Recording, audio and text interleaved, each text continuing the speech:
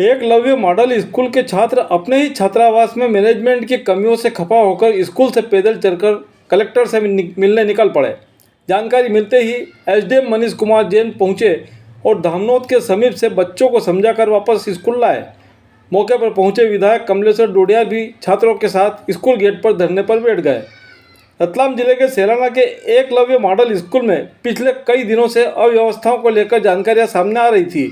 इसी बीच आज बुधवार को करीब 11 बजे विद्यालय के बच्चों द्वारा विभिन्न समस्याओं को लेकर जिला कलेक्टर राजेश बाथम से मिलने पैदल निकल जाने की खबर से स्कूल प्रशासन सख्ते में आ गया।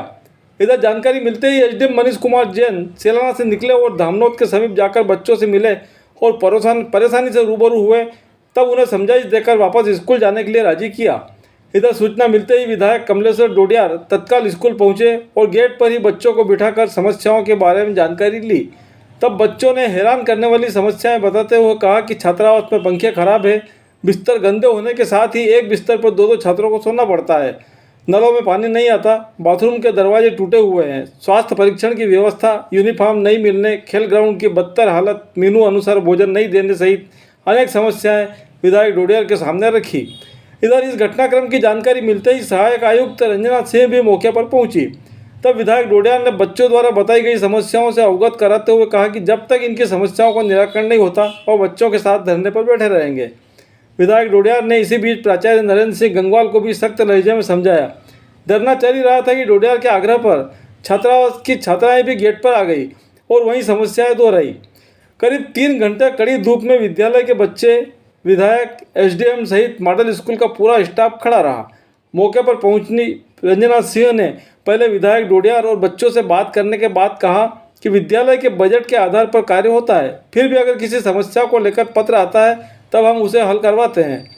सहायक आयुक्त ने भी बच्चों से सीधी बात करते हुए कहा कि कोई भी समस्या का समाधान किया जा सकता है, लेकिन उसमें शासन के नियमों का पालन भी करना होता है। सहायक आयुक्त ने विधायक डोडियार से समस्याएं सुनने के बाद प्राचार्य नरेंद्र सिंह गंगवाल से चर्चा कर समाधान के निर्देश दिए तथा बच्चों को समझाइश देते हुए कहा कि शासन की अपनी प्रक्रिया होती है और राशि आवंटन के बाद ही किसी कार्य को किया जा सकता है। इधर बच्चों की समस्या से नाराज डोडियार ने अधिकारियों और विद्यालय प्रशासन के सामने बच्चों से उनकी समस्याओं से रूबरू करवाया। इस बीच छात्र और छात्राओं के छात्रावास अधीक्षक अपनी सफाई देते नजर आए।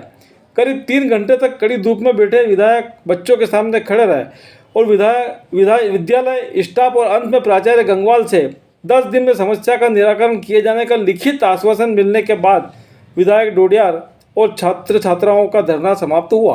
बच्चा जो बोल रहा है इनके ऊपर अगर तुमने दबाव बनाया, प्रेशर किया, मैं तुमको हाईकोर्ट की सुप्रीम कोर्ट के अंदर लेके वहाँ तुम्हारे पेशी लगवाऊंगा मैं, ठीक है ना? हाँ।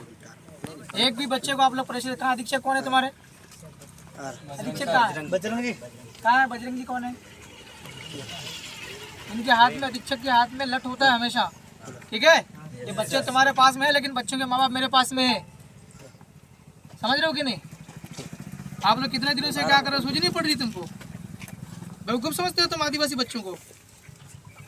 तो अलग है, किसी का थोड़ा ग्रीन है, किसी का येलो है, ऐसा करके थे। तो उसका एक बंच बनाया गया सर। बंच बनाने के बाद वो अप्रूव होता है जेम से। भंडार क्रय नियम का पालन किए बगैर अगर ये खरीद लेंगे तो कल को जांचें होंगी तो इनको कोई भी नहीं बचा पाएगा। नहीं, मेरा ये कहना है, सर मेरी बात हो जा, मैंने आपकी बात पूरी सुन ली। अब ये पूरे प्रोसेस में है। L1 बनने के बाद भी कम से कम 7 से 8 दिन तो लगेगा। जेम भंडार क्रय नियम का पालन नहीं करना है तो फिर सीधे सीधे ये अंदर जाएंगे या फिर इनके ऊपर जांच हो जाएगी। तो ये भंडार क्रय नियम के साथ प्रोसेस कर दिया है। L1 जैसे ही क्रिएट होगा 2.5 लाख से ऊपर वैसे भी बिड होना चाहिए, पर चूंकि जल्दी करना है L1 L2 L3 करके हम लोग 10 दिन में कोशिश करेंगे कि इनको हम ड्रेस दें।